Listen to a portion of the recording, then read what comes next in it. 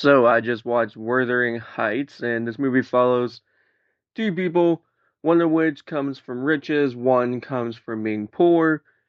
They're kids, they fall in love, they really like each other a lot. He goes away, comes back, super rich. She falls for him, but she's also married. So yeah, that's the plot of this movie.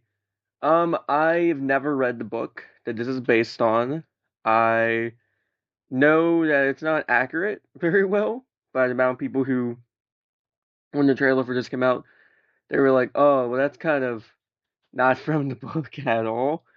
So going into that mentality, I mean, yeah, it's a thing in the film. One thing I did do with this movie is whenever the trailer first came out for this, me and my girlfriend were watching a random movie, looked at each other when the trailer came on, and there was no words. It was just she told me telepathically, "Yeah, we're seeing that movie on Valentine's Day, and you're gonna like it." And I'm like, "Okay, I guess I will." So yeah, I watched this movie, and as someone who's never read the book, I thought there was some good elements in this movie. There's some not so good elements in this movie, and I want to get into why. So this movie is directed by the same person who made Saltburn, a movie that I didn't think was half bad, but was definitely overplayed and definitely overhyped by so many people.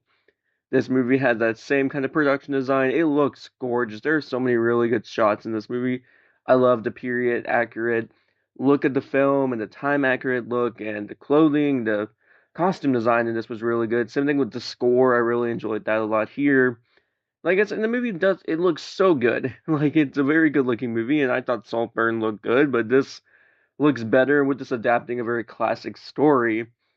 I'm happy that they put the money into this movie. They put the production design into the movie, and they made it feel a little bit more grandiose and a little bit more huge than it actually is. When you get down to it, this movie is made for people that are a lot like my partner who reads a lot of interesting books, and so that's what this movie is.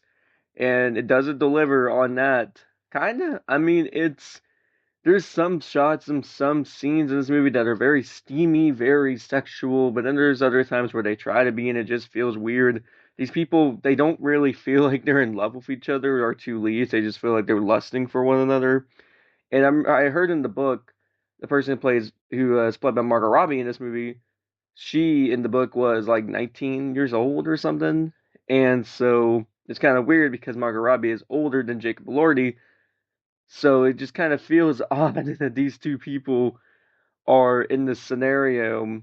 And also, most of the characters in this movie are just not very good people. They are very annoying, and including our protagonist, who makes some really dumb choices, who are really cruel at some points. And by the time this ends, you're like, okay, I mean, I guess. Like, I mean, that's kind of what you get for having this scandalous affair kind of going on here.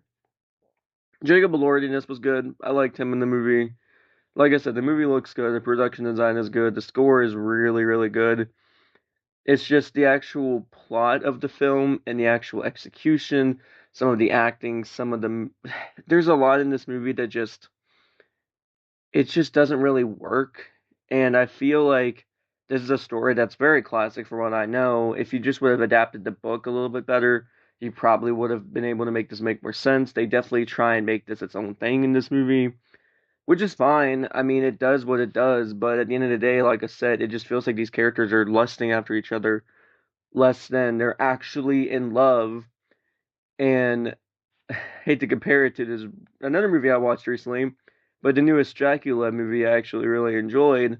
There was more of a love story in that than there was here. Like this just these people just they're just not very compatible. It is just weird to watch. But anyway, I thought the movie was fine. It's definitely a Valentine's Day date kind of movie, so I mean I was brought to go see it and I thought it was alright. So I would give Wuthering Heights I would give this about a 6.5 out of 10.